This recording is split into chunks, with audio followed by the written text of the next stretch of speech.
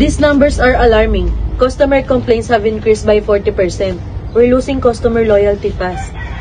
I review feedback. Many customers feel frustrated with inconsistent service. Some locations do well, but others lag behind. At my store, cashiers go straight to transaction, missing the chance to engage with customers. This is not just a store problem. It's a system-wide issue. We need a long-term solution, not just a temporary fix.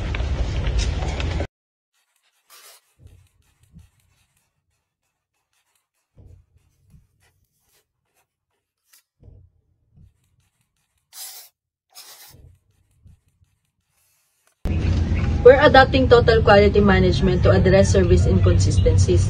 Our focus is continuous movement, customer-centric processes, and employee empowerment. First, we analyze customers' pain points. That means gathering direct feedback from customers like Christina, who face issues from our service.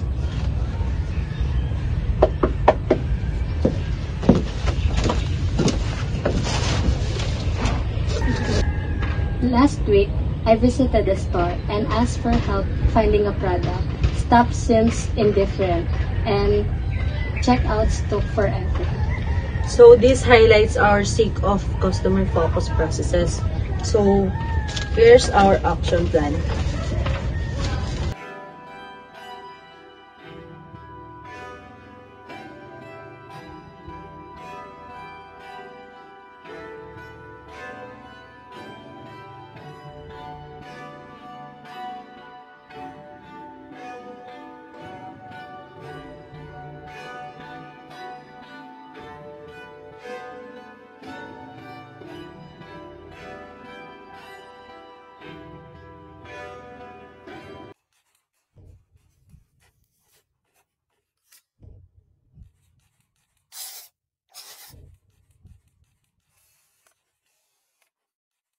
Hi Christina, I remember you had a trouble finding items last time. Let me help you today.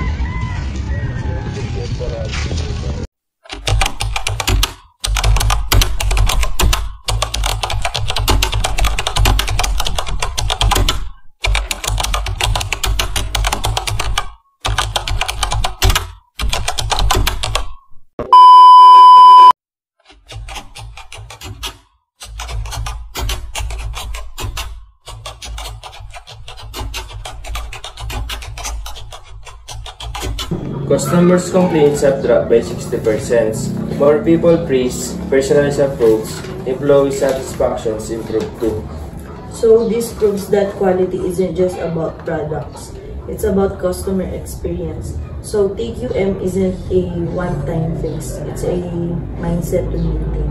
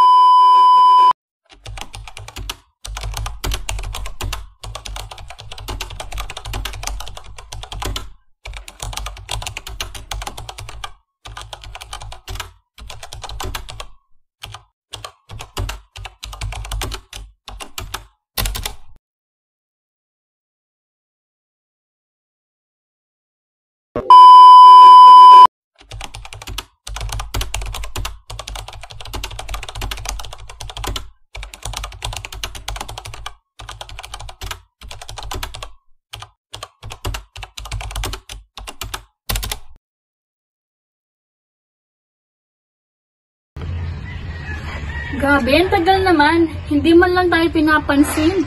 Oo nga, hindi man lang nila tayo pagsilbihan. Ang sama ng serbisyo dito.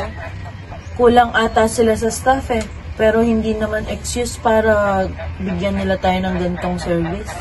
Ano nga?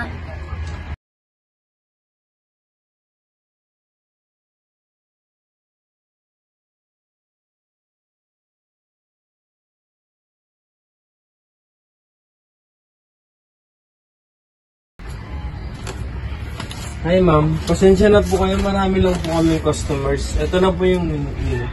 Ano ba yan? Ang tagal-tagal mo. Kanina pa kami naghihintay dito. Parang hindi nyo iniintindi yung mga customer nyo. Pasensya na po kayo ulit ma'am.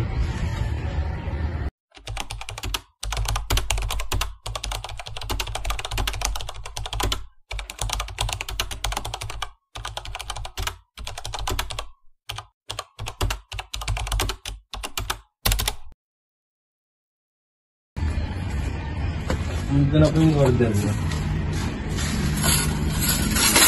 Ano ba to? Ba't hindi kompleto yung order namin? Pwede bang pakitawag na lang yung manager ninyo para siya yung makausap namin about sa service? Sige po ma'am.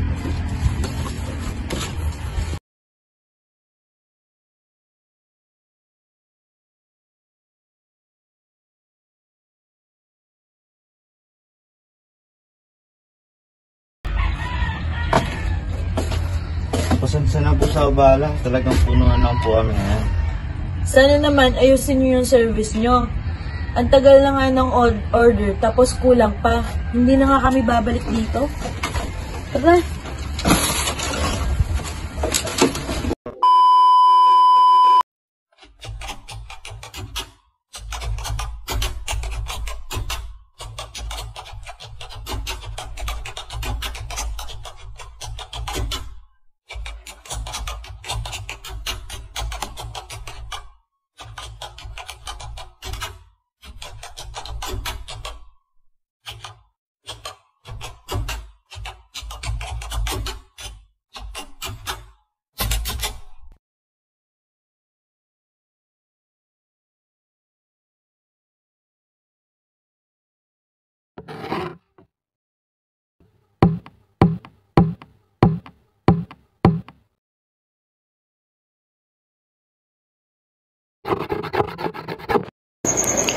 We all know that total quality management is a comprehensive approach that focuses on continuous improvement, customer satisfaction, and involving every employee in the quality process. It's not just about fixing problems. It's about building a culture where quality is everyone's responsibility, from top leadership to frontline staff. In this scene, it shows that a company's TQM was effective because they identified the root cause of customer complaints, implemented a clear plan to improve their business, and as a result, they achieved a 60% reduction on complaints and higher customer satisfaction. Sa senaryo namang ito, dito naman ipinapakita ang kahalagahan ng maayos na sistema at customer-centered approach sa isang negosyo at kung ano ang maaaring mangyari kapag ito ay pinabayaan. Kapag matagal ang serbisyo, kulang ang staff at paulit-ulit ng paghingi ng pasensya ay hindi sapat upang mapanatili ang tiwala ng isang customer. At dahil dito, nagdudulot ito ng negatibong karanasan na pwedeng kumalat online at makaapekto sa reputasyon ng negosyo. Laging tandaan, ang malasakit sa sistema ay malasakit din sa tao.